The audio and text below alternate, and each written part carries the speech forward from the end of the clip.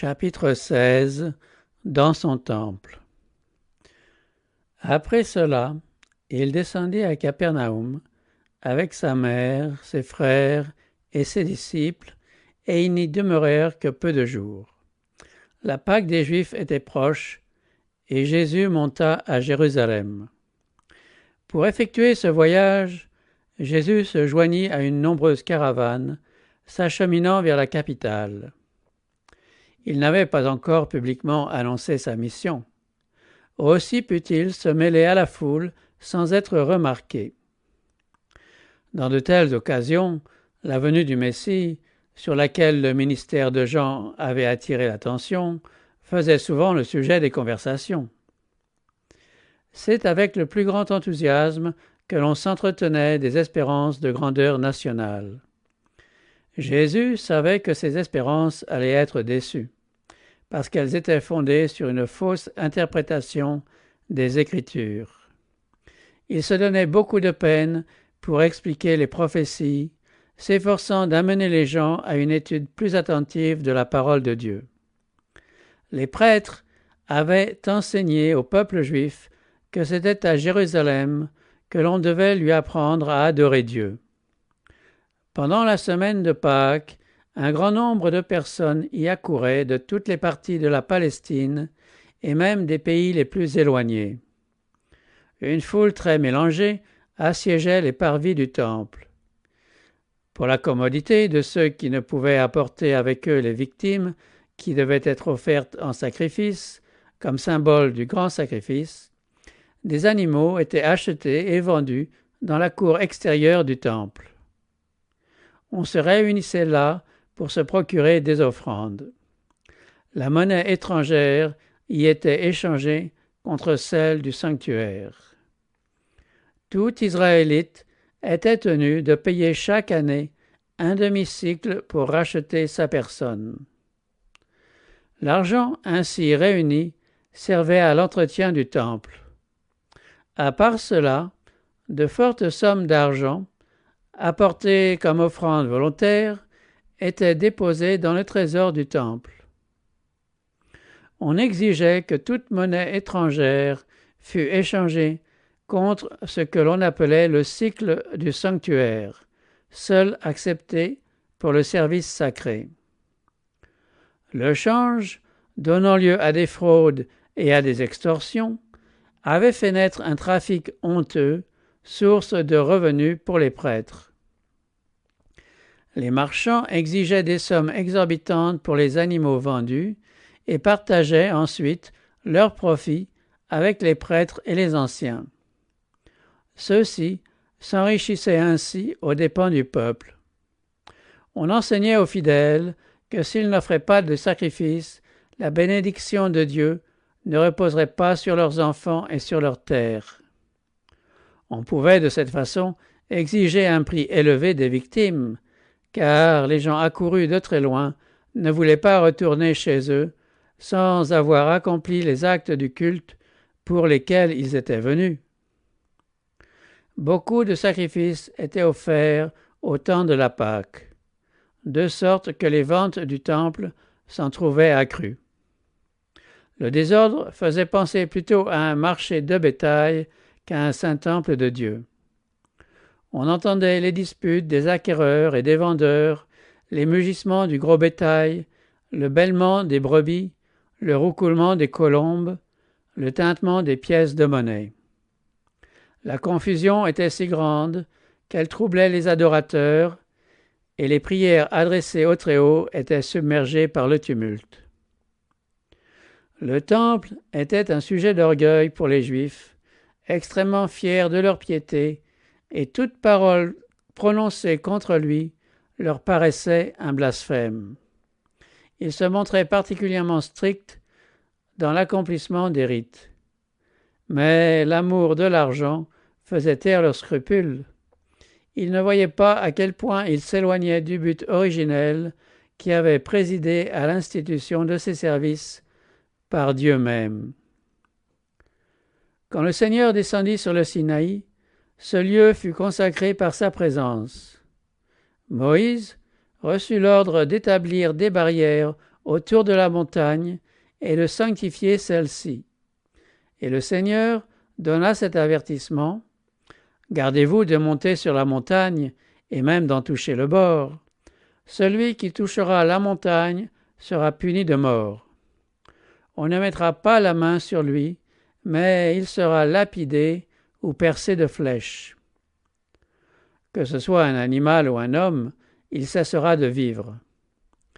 Dieu enseignait ainsi que tout lieu qui l'honore de sa présence se trouve par là même sanctifié. Les abords du temple auraient dû être considérés comme sacrés, mais l'amour du gain fit oublier toutes ces choses. En tant que représentants de Dieu auprès de la nation, les prêtres et les anciens devaient redresser les abus commis dans la cour du temple et donner au peuple l'exemple de l'intégrité et de la compassion. Plutôt que de rechercher leur propre profit, ils devaient étudier les conditions et les besoins des fidèles et venir en aide à ceux qui n'avaient pas le moyen de se procurer les choses prescrites pour le sacrifice. Mais ils négligèrent leur devoir parce que l'avarice endurcissait leur cœur. Ils venaient à la fête des personnes souffrantes, nécessiteuses, en détresse. Il y avait là des aveugles, des estropiés, des sourds, quelques-uns portés sur des lits. Certains étaient trop pauvres pour se procurer la plus petite offrande à donner au Seigneur, trop pauvres même pour se procurer quelque nourriture. Les déclarations des prêtres troublaient ces âmes. Ils se glorifiaient de leur piété. Ils se disaient les gardiens du peuple, mais ils étaient dépourvus d'amour, de compassion. En vain, les pauvres, les malades et les mourants se plaignaient à eux. Le cœur de ces prêtres n'éprouvait aucune pitié pour la souffrance. En entrant dans le temple, Jésus embrasse toute la scène d'un seul regard. Il voit les transactions malhonnêtes. Il voit la détresse des pauvres qui pensent ne pas pouvoir obtenir le pardon de leurs péchés sans effusion de sang. Il voit la cour extérieure du temple transformée en un lieu de trafic profane. L'enceinte sacrée n'est plus qu'un vaste bureau de change. Le Christ voit ce qu'il faut réformer. De nombreuses cérémonies sont imposées au peuple sans les instructions nécessaires pour lui en faire connaître la signification. On offre des sacrifices sans comprendre que ceux-ci se rapportent au parfait sacrifice. Et là se tient, sans être reconnu ni honoré, celui que tous ces services symbolisent. Il a donné des instructions concernant les sacrifices. Il en comprend la valeur symbolique et voit comment ils ont été pervertis et mal interprétés. L'adoration spirituelle est en voie de disparaître. Aucun lien ne rattache à Dieu prêtres et anciens. L'œuvre du Christ a pour but d'établir un culte tout différent. Arrêté au seuil du temple, le Christ observe d'un regard pénétrant la scène qui se déroule devant lui. Son regard prophétique plonge dans l'avenir. Les années, les siècles et les millénaires défilent devant lui. Il prévoit comment prêtres et gouverneurs se refuseront à faire droit aux nécessiteux et empêcheront que l'Évangile ne soit prêché aux pauvres.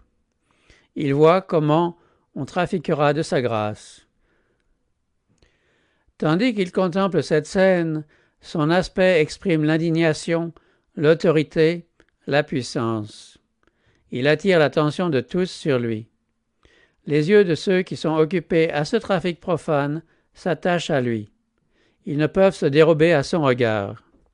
Conscients du fait que cet homme lit leurs pensées les plus secrètes et découvre leurs mobiles cachés, quelques-uns cherchent à dissimuler leur visage comme si leurs mauvaises actions pouvaient y être lues par les yeux scrutateurs. Le tumulte cesse. Le bruit du trafic et du marchandage prend fin. Il y a un moment de silence angoissant. L'assemblée est dominée par un sentiment de crainte, comme si elle se voyait soudain traduite devant le tribunal de Dieu pour répondre de ses actions. La divinité du Christ perce l'enveloppe de son humanité. La majesté du ciel se dresse, tel le juge au dernier jour. non pas, il est vrai, revêtu de la gloire qui l'accompagnera en ce jour-là, mais doué déjà du pouvoir de lire dans les âmes. Son regard parcourt la multitude, s'arrêtant dominateur sur chaque individu. Une lumière divine éclaire son visage. Il parle, et sa voix puissante, la même voix qui proclama au Sinaï la loi que les prophètes et les anciens transgressent maintenant, retentit sous les portiques. Ôtez cela d'ici, ne faites pas de la maison de mon père une maison de trafic. Descendant les marches avec lenteur, et brandissant le fouet de corde ramassé tout à l'heure, il ordonne aux marchands de quitter les abords du temple. Avec un zèle et une sévérité qu'on ne lui a pas connue auparavant, il renverse les tables d'échangeurs. Les pièces de monnaie roulent bruyamment sur les pavés de marbre. Nul ne songe à mettre en doute son autorité. Personne n'ose s'arrêter pour ramasser le gain mal acquis. Jésus ne frappe pas de son fouet, mais ce simple instrument paraît être en ses mains une épée flamboyante. Les officiers du temple, les prêtres affairés, les courtiers et les marchands de bétail, avec leurs brebis et leurs bœufs, se précipitent au dehors, uniquement préoccupés d'échapper à la condamnation de sa présence. La foule, sentant passer sur elle l'ombre de sa divinité, est prise de panique. Des centaines de lèvres, soudain pâlies, laissent échapper des cris d'épouvante. Un tremblement saisit les disciples. Profondément impressionnés par les paroles et l'attitude de Jésus, si éloigné de ses habitudes. Ils se rappellent ce qui a été écrit de lui. Le zèle de ta maison me dévore.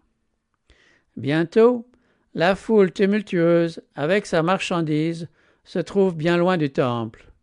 Le trafic impur a quitté les parvis. Un silence profond et solennel succède à la confusion. La présence du Seigneur, qui, autrefois a sanctifié la montagne, a maintenant rendu sacré le temple élevé en son honneur. Par la purification du temple, Jésus annonçait sa mission en tant que Messie et commençait son œuvre. Ce temple, dressé pour être la demeure de Dieu, devait être comme une parabole vivante aux yeux d'Israël et du monde. Dès l'éternité, le dessein de Dieu a été que toute créature, depuis le séraphin resplendissant et saint jusqu'à l'homme, fût un temple honoré par la présence du Créateur. Par suite du péché, l'humanité a cessé d'être le temple de Dieu. Assombri et souillé par le mal, le cœur de l'homme ne révèle plus la gloire de l'être divin. Mais le dessein du ciel se trouve accompli par l'incarnation du Fils de Dieu. Dieu habite au sein de l'humanité et, par l'effet de sa grâce salutaire, le cœur de l'homme redevient son temple. Dans les pensées de Dieu, le temple de Jérusalem devait être un témoin continuel des hautes destinées réservées à toute âme. Les Juifs n'avaient pas compris la signification de cet édifice dont ils faisaient un sujet d'orgueil. Ils ne s'étaient pas offerts pour être les saints temples de l'Esprit divin. Les parvis du temple de Jérusalem, déshonorés par le scandale d'un trafic impur, n'étaient que l'image trop fidèle du temple de leur cœur, sali par la présence de passions sensuelles et de pensées profanes. En chassant du temple les vendeurs et les acheteurs, Jésus proclame son intention de purifier le cœur de la souillure du péché, des désirs terrestres, des convoitises charnelles, des mauvaises habitudes qui corrompent l'âme. Alors entrera soudain dans son temple le Seigneur que vous cherchez, l'ange de l'alliance que vous désirez. Le voici, il vient, déclare l'Éternel des armées. Qui pourra soutenir le jour de sa venue? Qui pourra subsister quand il paraîtra? Car il sera comme le feu du fondeur, comme la potasse des blanchisseurs. Il sera assis, fondant et purifiant l'argent. il purifiera les fils de Lévi et les affinera comme on affine l'or et l'argent. Ne savez-vous pas que vous êtes le temple de Dieu et que l'Esprit de Dieu habite en vous? Si quelqu'un détruit le temple de Dieu, Dieu le détruira. Car le temple de Dieu est saint, et c'est ce que vous êtes. Personne ne peut de lui-même se libérer du mal qui a envahi son cœur. Le Christ seul est capable de purifier le temple de l'âme. Mais il ne force pas l'entrée. Il n'entre pas dans le cœur comme il est entré dans l'ancien temple. Mais il dit « Voici, je me tiens à la porte et je frappe. Si quelqu'un entend ma voix et ouvre la porte, j'entrerai chez lui. Il ne viendra pas pour un jour seulement, car il dit « J'habiterai et je marcherai au milieu d'eux, et ils seront mon peuple. Il mettra sous ses pieds nos iniquités. Oui, tu jetteras tous leurs péchés au fond de la mer. » Sa présence purifiera et sanctifiera l'âme, et fera d'elle un saint temple au Seigneur, une habitation de Dieu en esprit. Saisis de terreur, les prêtres et les anciens se sont enfuis hors de la cour du temple, loin du regard scrutateur qui lit dans leur cœur.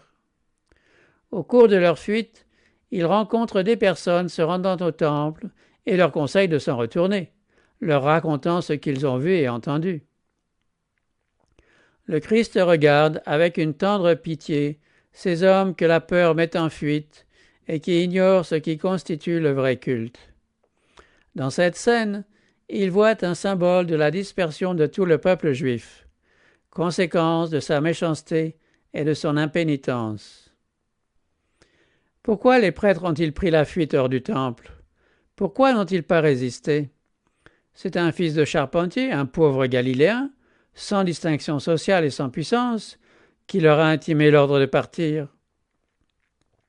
Pourquoi, sans lui résister, ont-ils abandonné leur gain mal acquis? Pourquoi ont-ils fui devant un homme si humble et dépourvu de toute apparence? Le Christ parlait avec une autorité royale. Aucune puissance ne pouvait résister à son aspect et au ton de sa voix. Ils comprirent, comme ils ne l'avaient jamais compris auparavant, qu'ils n'étaient que des hypocrites et des voleurs. La divinité, éclatant à travers son humanité, ils n'aperçurent pas seulement l'indignation qui paraissait sur son visage, ils saisirent aussi la portée de ses paroles. Ils se crurent devant le trône du juge éternel, prononçant sur eux un verdict pour le temps et pour l'éternité. Convaincus alors que le Christ était prophète, plusieurs même crurent à sa messianité. Le Saint-Esprit fit passer comme en un éclair devant leurs esprits les déclarations des prophètes touchant le Christ.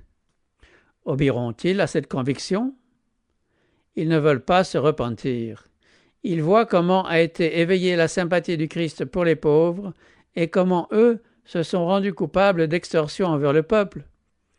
Ils haïssent ce Christ qui devine leurs pensées. La réprimande infligée par lui en public a blessé leur orgueil, et l'influence grandissante qu'il exerce sur le peuple excite leur envie. Ils décident de lui lancer un défi, le mettant en demeure de déclarer par quelle puissance il vient d'agir. Lentement et délibérément, le cœur rempli de haine, ils reviennent au temple.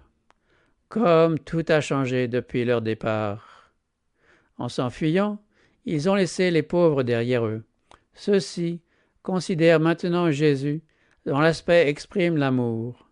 Les larmes aux yeux, il dit à ces âmes tremblantes, réunies autour de lui, « Ne craignez point, je vous délivrerai et vous me glorifierez. C'est pour cela que je suis venu dans le monde. » Le peuple se presse autour du Christ avec des appels émouvants, le suppliant de les bénir. Son oreille recueille tous les cris. Il se penche avec une pitié qui surpasse la tendresse d'une mère sur les petits qui souffrent. Il s'occupe de tous. Chacun est guéri de ses maladies. Les lèvres des muets s'ouvrent à la louange, les aveugles contemplent le visage de leur guérisseur, les cœurs des souffrants sont réjouis. C'est une véritable révélation pour les prêtres et les officiers du temple, témoins de cette grande œuvre. Les gens décrivent les douleurs qu'ils ont endurées, leurs espérances déçues, les jours pénibles, les nuits sans sommeil. La dernière étincelle d'espoir semblait éteinte quand le Christ les a guéris. « Mon fardeau était bien lourd, raconte l'un d'eux, mais j'ai trouvé du secours. Celui-ci est le Fils de Dieu, et je vais consacrer ma vie à son service. » Des parents disent à leurs enfants, « Il vous a sauvé la vie, célébrez ses louanges. » Des voix d'enfants et d'adolescents, de pères et de mères, d'amis et de spectateurs s'unissent en un concert d'actions de grâce et de louanges. Les cœurs sont pleins d'espoir et de joie. La paix descend dans les consciences. On rentre à la maison, guéri d'âme et de corps, proclamant partout l'amour sans pareil de Jésus. Au moment où le Christ allait être crucifié, ceux qui avaient été guéris ne se joignirent pas à la populace hurlant « Crucifie-le, crucifie-le !» Leur sympathie allait vers ce Jésus dont ils avaient éprouvé la vive commisération et le pouvoir admirable. Ils le connaissaient comme leur sauveur, ayant reçu de lui la santé du corps et celle de l'âme. Ils écoutèrent la voix des apôtres, la parole de Dieu pénétra dans leur cœur et leur donna de l'intelligence. Ils devinrent des instruments de la miséricorde divine, des moyens de salut. La foule qui avait déserté la cour du temple finit par y revenir lentement. La panique avait diminué, mais les visages exprimaient l'indécision et la timidité. On réfléchissait avec admiration aux œuvres de Jésus, et l'on était convaincu que les prophéties messianiques trouvaient en lui leur accomplissement. La profanation était principalement l'œuvre des prêtres. Ils avaient transformé la cour en un marché. La population était innocente, comparativement. L'autorité divine de Jésus les impressionnait, mais l'influence des prêtres et des chefs restait déterminante. La mission du Christ leur paraissait une nouveauté, et ils se demandaient jusqu'à quel point il avait le droit de s'opposer à ce que permettaient les autorités du temple. Ils regrettaient l'interruption du trafic et ils étouffaient en eux-mêmes la conviction produite par le Saint-Esprit. Les prêtres et les chefs auraient dû être les premiers à reconnaître en Jésus loin du Seigneur, car ils détenaient les rouleaux sacrés où sa mission était décrite et ils savaient que la purification du temple était autre chose qu'une manifestation d'un pouvoir humain. La haine qu'ils éprouvaient à l'endroit de Jésus ne pouvait les affranchir de la pensée qu'il était peut-être un prophète envoyé de Dieu pour rétablir la sainteté du temple.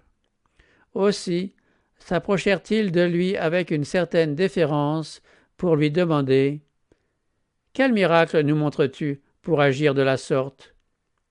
Ce miracle, Jésus l'avait accompli, en faisant jaillir la lumière dans leur cœur, en accomplissant sous leurs yeux les œuvres que l'on attendait du Messie. Il avait donné des preuves suffisantes de ce qu'il était. Alors qu'on lui demandait un signe, il répondit par une parabole destinée à dévoiler leur malice et à leur montrer qu'ils n'ignoraient pas jusqu'où ils iraient. « Détruisez ce temple, dit-il, et en 3 jours je le relèverai. » Ces paroles avaient une double signification. Jésus faisait non seulement allusion à la destruction du temple juif et de ses services, mais aussi à sa propre mort, la destruction du temple de son corps. Déjà, les Juifs la tramaient. Revenus au temple, prêtres et chefs proposaient de mettre à mort Jésus et de se débarrasser de ce trouble fait. Cependant, ils ne le comprirent pas alors qu'il dévoilait leurs desseins. Ils firent comme si Jésus n'avait parlé que du temple de Jérusalem, et ils s'écrièrent indignés « Il a fallu 46 ans pour bâtir ce temple, et toi, en 3 jours, tu le relèveras ?» Il leur sembla que Jésus avait justifié leur incrédulité, et plus que jamais, ils étaient décidés à le rejeter. Le Christ n'entendait pas que ces paroles fussent comprises par les Juifs incrédules, ni même par ses disciples à ce moment-là. Il prévoyait que ses ennemis les interpréteraient de manière à s'en faire une arme contre lui. Lors de son procès, on s'en servirait pour l'accuser, et au calvaire, on en ferait un sujet de raillerie.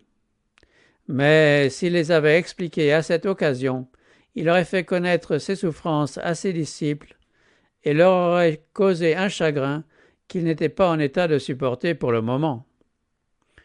Une explication aurait eu pour effet de découvrir aux Juifs l'aboutissement de leurs préjugés et de leur incrédulité. Ils s'étaient déjà engagés dans une voie au terme de laquelle ils seraient conduits comme un agneau à la boucherie.